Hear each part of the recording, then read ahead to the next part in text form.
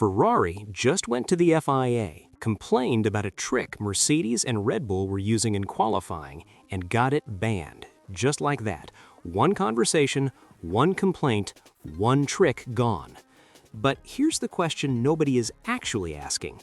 We've qualified 7/10, 6/10, and 3/10, I think, I guess ahead. It's very difficult because Mercedes is at a very high level, but So we still got a gap to try and close, and we've not yet made a step to do that. Did Ferrari just accidentally hand themselves a path to the 2026 World Championship? Or is Mercedes still so far ahead that none of this even matters? Stay with me, because this story goes way deeper than just a banned engine trick. Let me break down what was actually happening, because this is genuinely clever engineering. In 2026, every F1 car runs a brand new power unit, and a huge part of that is the MGU-K, the electric motor that delivers up to 350 kilowatts of power. Now, the rules say that as a car approaches the timing line at the end of a qualifying lap, teams must gradually reduce that electrical deployment, dropping 50 kilowatts every single second. It's called the ramp down. It exists to stop cars from suddenly dying on track. But here's the loophole. The regulations also say that if there's a technical emergency, like the MGU-K is about to get damaged, teams are allowed to just shut it down completely, skipping that ramp down entirely. The trade-off is a 60-second lockout. Once you shut it down, you can't use the MGU-K for a full minute afterwards. In a race, that's a disaster. You're losing 350 kilowatts for 60 seconds. You drop positions immediately. But in qualifying, specifically in the final few seconds of your flying lap, that lockout doesn't matter, because once you cross the timing line, you're on a slowdown lap. You don't need the MGU-K anyway.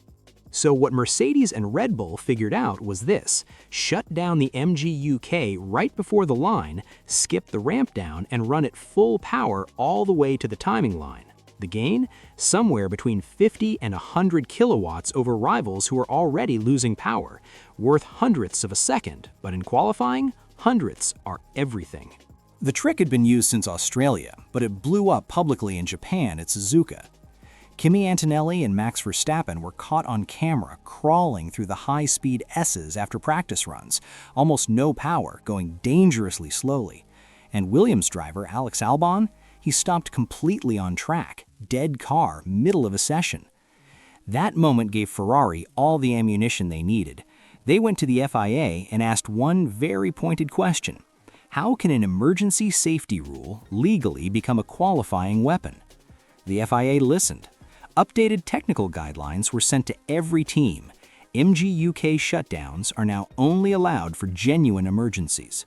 The trick is dead, effective from Miami in early May. And the FIA made it very clear they will be checking the telemetry data. If your MGU-K shuts down and there's no actual emergency, you will be caught. Now, the internet had a lot to say about this. One Reddit comment really stood out. A user wrote, and I'm quoting here, "For the avoidance of doubt, this has nothing to do with the alleged compression ratio trick Mercedes and maybe also Red Bull were alleged to be using. This is a separate issue and only used during qualifying, exploiting a loophole allowing them to circumvent the prescribed ramp-down rates." And someone replied to that, maybe the FIA also wants it to be this year. And that's actually the perfect way to put it, because banning the MGU-K trick is almost secondary to the bigger battle going on, the compression ratio controversy, which could be worth up to 0.4 seconds per lap. That investigation is still ongoing. But let's move on, because there's even more happening right now.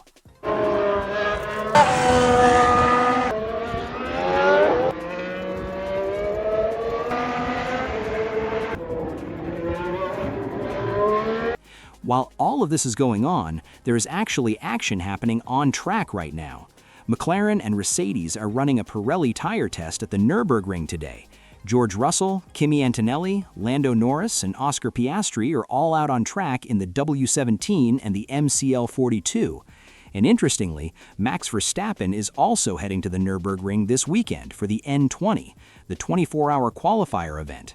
Race. He did the first stint, he'll do the last. Al Fleming there stood alongside Max Verstappen watching his car. Mercedes 3 wide, is going to be 4. Gounon trying to make it. Track totally blocked ahead. He goes to the inside and there, and he manages to hang on. Which is a completely separate thing, but it shows you Verstappen is keeping himself busy and sharp while Red Bull tries to figure out their 2026 mess. Now, Ferrari are not at the Nürburgring, but they are preparing something big.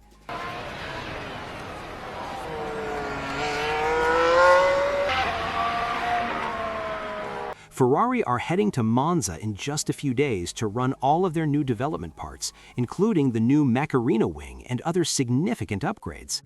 The question is whether Mercedes are also using this Pirelli test to sneak in some new ideas alongside the tire running. Knowing Mercedes, probably yes. Now let's talk about the real storyline that affects this channel the most, Lewis Hamilton. Lewis is at Ferrari right now, and this 2026 season was supposed to be the fresh start, the dream move, the partnership that could deliver him that record 8th World Championship. And to be fair, Lewis has looked comfortable in the SF26. In China especially, he showed real pace and delivered Ferrari's best result of the early season. But here's the reality check. Ferrari, by their own admission, believes they are more than 2% down on power compared to Mercedes. That's a huge gap. And while this MGU-K trick being banned helps level the qualifying battle slightly, it does not close that engine gap. What does give Ferrari and Lewis genuine hope is the ADU, that's the Additional Development and Upgrade Opportunity, which the FIA has now officially granted to Ferrari. This means Ferrari can develop and upgrade their power unit during the season. And Kimi Antonelli actually said it best himself. There will be big changes. ADU granted to Ferrari will allow them to develop the engine, and they will definitely get much closer. Their car is already strong, so if they also improve the engine, they will close the gap even further. For Lewis Hamilton fans, that is the sentence you want to hear. Because if Ferrari's chassis is already strong, and it clearly is, and they close that engine gap through the ADU program, Lewis Hamilton in the second half of this season becomes a genuine title threat. So did Ferrari just end Mercedes' 2026 title hopes? Not yet, but they just took away one advantage. They've got engine upgrades coming, and Lewis Hamilton is exactly where he needs to be to capitalize. Miami is the first test under the new rules. Let's see who blinks first. If you enjoyed this one, like and subscribe, and drop in the comments, do you think Lewis can close the gap to Mercedes before the summer? I'll see you in the next one.